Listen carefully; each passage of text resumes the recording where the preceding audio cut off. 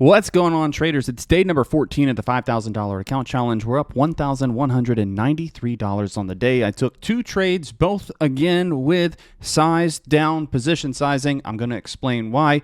I was using about $3,000 capital per trade. First trade was on Amazon. Had a long idea on this above 223. Nice reversal move up yesterday, so I was looking for that continuation today.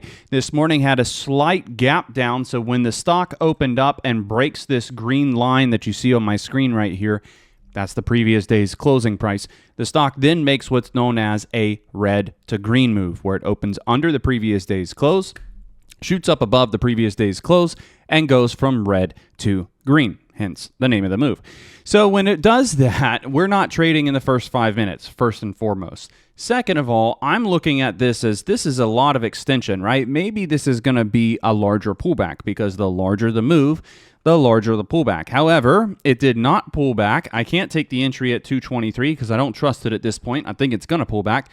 I can't take the entry there. It doesn't pull back, and it gives us the next higher high. This, for me, serves as confirmation that the stock is going to continue to move up. So instead of chasing the move up here, what I make the decision to do is wait for the pullback here, this time risking off of $223.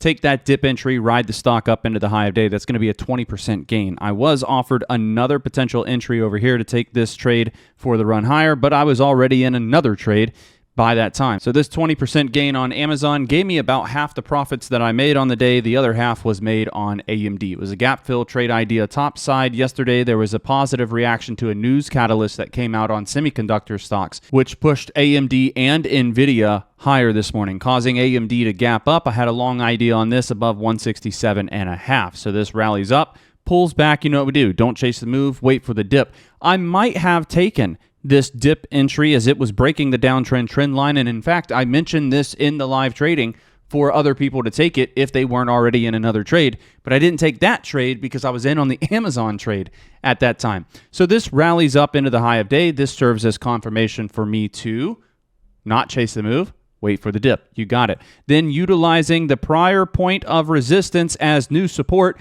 I found a dip entry here, but I stayed sized down to mitigate the risk in the event that this continued to dip against me, which it did a little bit, but not too much. I don't think I was down 10% here. Then the next dip gets bought up, and this runs up to the high of day, and I was offered 20% again. So I made the decision to take the profits when they were offered, and that gives me my second half of my profits on the day, which total up to $1,193. Yes, I know, hindsight 2020, I missed out on a larger move here. I can also say the same thing about Amazon. Hindsight 2020, I missed out on a larger move here. But regardless of missing out on moves, I'm still up over $1,000 on the day, and this for sure is going to pay a couple bills for me. I really think where options traders mess up is that they try to aim for 30, 40, 50% home run trades every single day. And while it's possible on days like today and runs like this, it's not realistic to expect days like today and runs like this every single day. What is realistic, though, is to expect to be able to get 20% on trades every single day. My strategy is very much a rinse and repeat strategy. You know, I'm a retail trader. It's rare that I'm going to catch the entire move. So let me get a piece of the pie, take my money, get out, and rinse and repeat this strategy going into tomorrow. So with that being said, that's going to wrap up the trades for today, up $1,193 on the day. We're going to see you tomorrow for day number 15